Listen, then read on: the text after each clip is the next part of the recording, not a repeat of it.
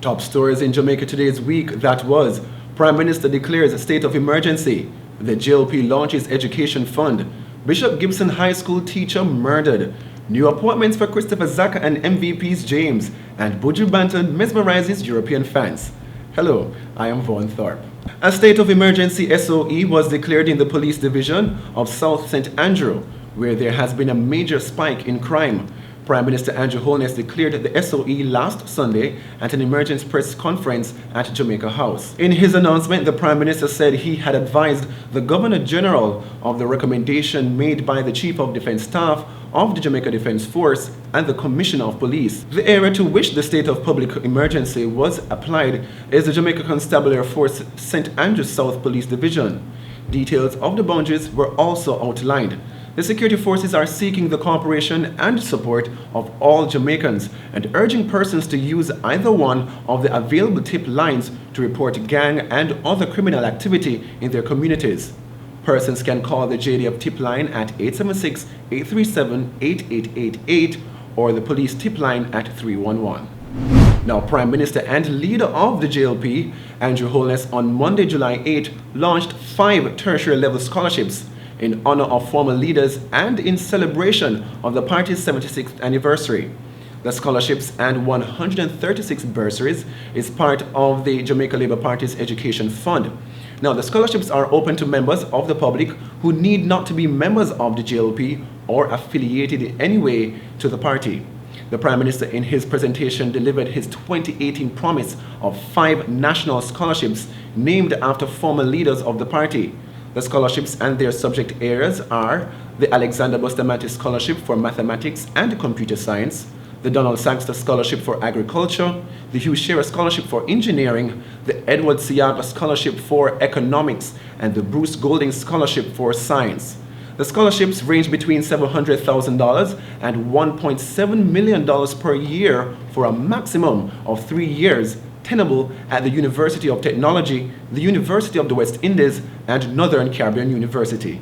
The Prime Minister, in his presentation, announced the provision of 126 bursaries valued at $200,000, which will be made available to workers of the JLP, their children or wards, and an additional 10 bursaries opened to the G2K and young Jamaicans. Now, interested candidates are invited to send applications to the Jamaica Labour Party Scholarship Committee at 20 Belmont Road, Kingston 5, or email scholarships@jamaicalabourparty.com. Residents of the Melrose Mews community in Manchester, and particularly members of the teaching fraternity, are mourning the gruesome killing of Caroline Davis Campbell, a 43-year-old teacher at Bishop Gibson High School in Mandeville. The tragedy struck on Wednesday, July 10.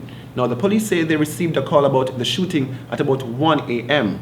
Reports are that Mrs. Campbell was at home with other family members when gunmen entered the home and knocked down a bedroom door where she and her husband were sleeping. Mrs. Campbell was shot several times and died on the scene. Her husband was not wounded, and he later told the members of the household that he rolled from the bed to escape harm.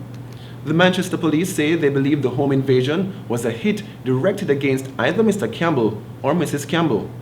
The Jamaica Teachers Association, JTA, says it is saddened by the incident and gravely concerned. In expressing his condolences, Portfolio Minister Carl Samuda said the death of the teacher is truly tragic and expressed the hope that the police will find the perpetrators of the crime. He also expressed condolences to the late teacher's family and to the school community. Mrs. Davis Campbell taught human and social biology and general science at the Bishop Gibson High, and according to the Education Ministry, said to have had an exceptional track record of going beyond the call of duty for her students. Christopher Zacca, President and CEO of Sagicor Group Jamaica, has been appointed Chairman of Sagicor Investments Jamaica Limited, SIJL. This following Peter Mehaldo's resignation from the SIJL board. Now, Mr. Mehaldo resigned as a result of being appointed chairman of the board of Sagicor Group Jamaica on July 2. A press release on Zacca's appointment as chairman of Sagicor Investments Jamaica Limited said it took effect on July 8.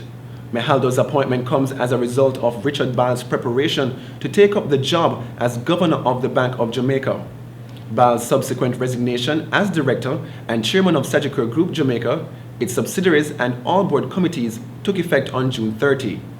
The release noted that Mehaldo in the meantime will be appointed as director and chairman of Sagicor Life Jamaica Limited and Sagicor Life of the Cayman Islands, subject to regulatory approvals, and will also continue as director of Sagicor Bank Jamaica Limited. Meanwhile, Bruce James, MVP track club boss and noted businessman, has been appointed as the new chairman of Sagicor Bank Jamaica Limited.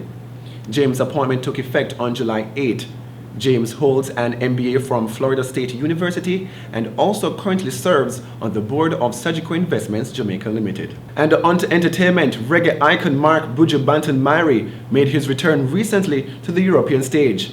The Long Walk to Freedom tour on Saturday, July 6 made a stop at the largest European summer festival, Summer Jam, in Cologne, Germany.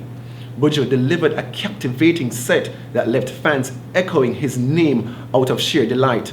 On July 7, it was on to another scheduled performance at AFAS Live in Amsterdam, Netherlands.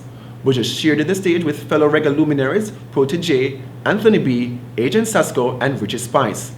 Summer Jam and AFAS were the latest shows in Buju's Long Walk to Freedom tour. He performs next in the Catherine Hall Complex in Montego Bay on the Reggae Sumfest stage on July 20. And those are the stories for Jamaica Today's week that was. Join us next week, same time at 11 a.m. for another roundup at Jamaica Today. I am Vaughn Thorpe.